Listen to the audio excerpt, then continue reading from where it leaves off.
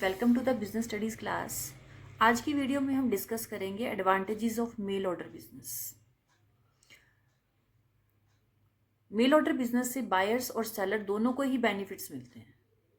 तो सबसे पहले हम डिस्कस करेंगे कि बायर्स को क्या बेनिफिट्स मिलते हैं मेल ऑर्डर बिजनेस से, मीन्स एडवांटेजेस क्या हैं कस्टमर्स के लिए। तो let us see. First is home delivery. इस सिस्टम के अंडर कस्टमर मेल के थ्रू ही ऑर्डर प्लेस करता है और मेल के थ्रू ही उसे घर बैठे गुड्स की डिलीवरी मिल जाती है। तो गुड्स परचेज करने के लिए उसे एक शॉप से दूसरी शॉप पर नहीं जाना पड़ता। तो इस तरह से घर बैठे ही उसे गुड्स मिल जाती हैं। तो मेल ऑर्डर बिजनेस उसकी शॉपिंग को ईजी बनाता है। Availability of non available goods. कुछ प्रोडक्ट ऐसे होते हैं जो आसपास के एरिया में, मार्केट में जो शॉप्स हैं वहाँ पर अवेलेबल नहीं होते, बट मेल ऑर्डर बिजनेस के थ्रू ये अवेलेबल होते हैं। तो कस्टमर मेल ऑर्डर बिजनेस के थ्रू ऐसे प्रोडक्ट परचेज कर सकता है जो आसपास के मार्केट में शॉप्स पर अवेलेबल नहीं है। Easy money arrangement. इस सिस्टम के अंदर जब कस्टमर ऑर्डर प्लेस करता है तो उसे अपना ऑर्डर की डिलीवरी मिलने में कुछ डेज लग जाते हैं, और ये डेज 8 to 10 डेज का डिफरेंस होता है ऑर्डर प्लेस करने में और डिलीवरी रिसीव करने में गुड्स की। तो इसके दौरान कस्टमर को टाइम मिल जाता है कि वो पेमेंट के लिए मनी का अरेंजमेंट कर सके, ताकि जैसे ही गुड्स सेलर भेजता है कस्टमर को वीपीपी के थ्रू, तो वो उसकी पेमेंट कर सके और गुड्स को रिसीव कर सके। Next is price comparison possible. Mail order business के अंडर जितने भी सेलर ट्रेडिंग कर रहे हैं वो सभी कस्टमर्स को अपनी अपनी प्राइस लिस्ट भेजते हैं। तो इस तरह से कस्टमर को कई सेलर्स से प्राइस लिस्ट अवेलेबल हो जाती है। तो उन प्राइस लिस्ट का वो कंपैरिजन कर सकता है कि कौन सा सेलर गुड क्वालिटी का प्रोडक्ट कम प्राइजेस पर अवेलेबल करवा रहा है, और उसी सेलर को वो मेल के थ्रू ऑर्डर प्लेस कर सकता है अपनी रिक्वायरमेंट के अकॉर्डिंग, और घर बैठे ही उसे गुड्स अवेलेबल हो जाती है। तो इस तरह से मेल ऑर्डर बिजनेस में प्राइस कंपैरिजन पॉसिबल है। Next is cheap product. क्योंकि इसमें कोई मिडल मैन नहीं है बायर और सेलर के बीच में, इसलिए कस्टमर को प्रोडक्ट कम रेट्स पर अवेलेबल हो जाता है। Last advantage to the customer is saving of time. इसमें कस्टमर का टाइम भी सेव हो जाता है मेल ऑर्डर बिजनेस के थ्रू गुड्स परचेज करने में, क्योंकि यहाँ इसमें कस्टमर को one shop to another shop goods खरीदने के लिए, ढूंढने के लिए टाइम वेस्ट नहीं करना पड़ता, बल्कि उसे सभी गुड्स की होम डिलीवरी मिल जाती है। घर बैठे ही वो ऑर्डर प्लेस कर सकता है और गुड्स को की डिलीवरी ले सकता है। तो इस तरह से कस्टमर का टाइम भी सेव हो जाता है। तो this is all about the advantages of mail order business to the customers. Next we will discuss advantages to the sellers. अब सेलर्स के लिए क्या एडवांटेजेस हैं मेल ऑर्डर बिजनेस की। फर्स्ट एडवांटेज है less capital requirement.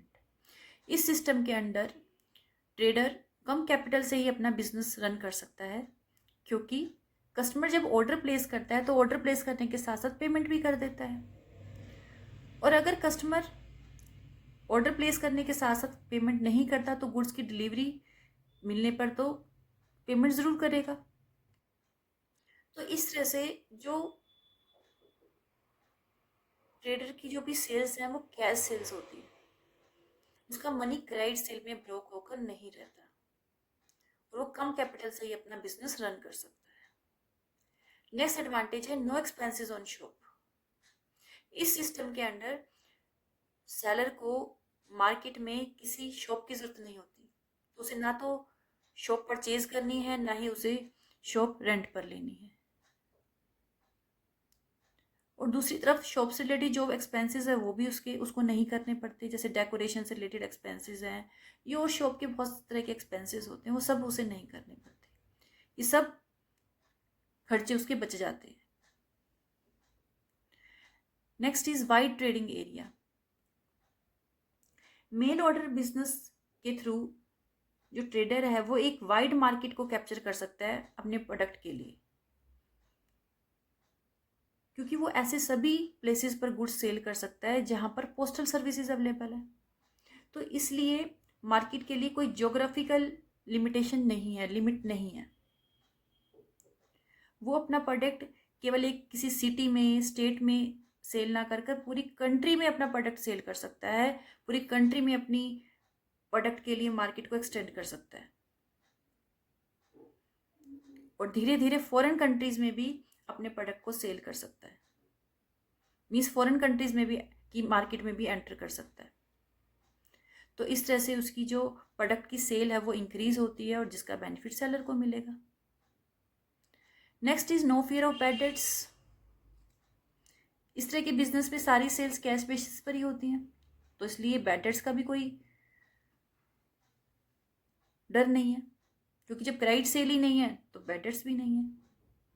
Next advantage is no need of godowns. इस तरह के बिजनेस में गोडाउन्स की कोई जरूरत नहीं होती, क्योंकि जो सेलर है वो ऑर्डर मिलने के बाद ही गुड्स मैन्युफैक्चर करता है, अगर वो खुद मैन्युफैक्चर कर रहा है तो। और अगर वो बाहर से किसी और से परचेज कर रहा है रेडीमेड, तो वो ऑर्डर मिलने के बाद कर सकता है। तो इसीलिए इस तरह से उसे गुड्स को स्टोर करने की जरूरत नहीं होती ऑर्डर मिलने से पहले, और जब स्टोर करने की जरूरत नहीं है तो गोडाउन्स की भी जरूरत नहीं होती। Next is direct contact with customer. यहाँ पर सेलर और बायर के बीच में डायरेक्ट कॉन्टैक्ट होता है, बीच में कोई मिडल मैन नहीं होता। डायरेक्ट कॉन्टैक्ट का मतलब ये नहीं कि फेस टू फेस होते हैं, फेस टू फेस तो नहीं होते, लेकिन बीच में कोई मिडल मैन नहीं होता। इसलिए अगर कस्टमर अपनी कोई कंप्लेंट प्रोडक्ट के बारे में करना चाहता है या कोई सजेशंस देना चाहता है तो वो डायरेक्टली सेलर को दे सकता है, वो डायरेक्टली सेलर तक पहुंचेंगे।